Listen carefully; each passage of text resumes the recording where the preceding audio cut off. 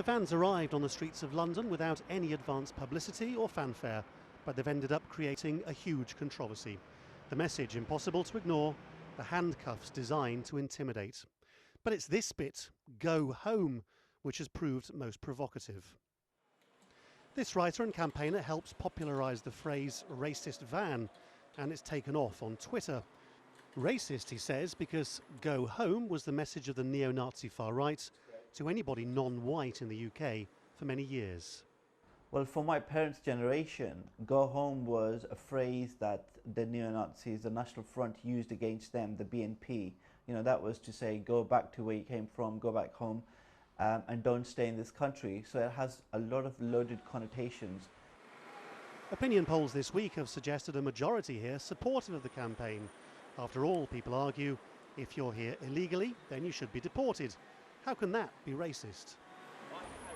For years now, refugee associations and the like have pointed out that some of the countries which provide the UK with disproportionately high numbers of illegal overstayers have actually been Australia and South Africa, and yet in places where white immigrants come to live here, the government vans were nowhere to be seen.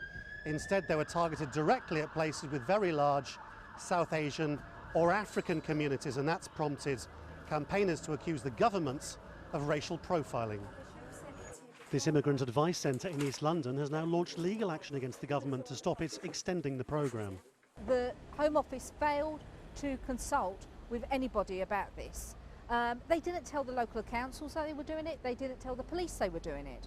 So that makes it really difficult for local areas to be able to manage what could have been some very tense situations. Still, the government claims it's the fulfilment of a pledge to the electorate. There is an alternative to being led away in handcuffs. Help and advice can be provided to those who cooperate and return home voluntarily.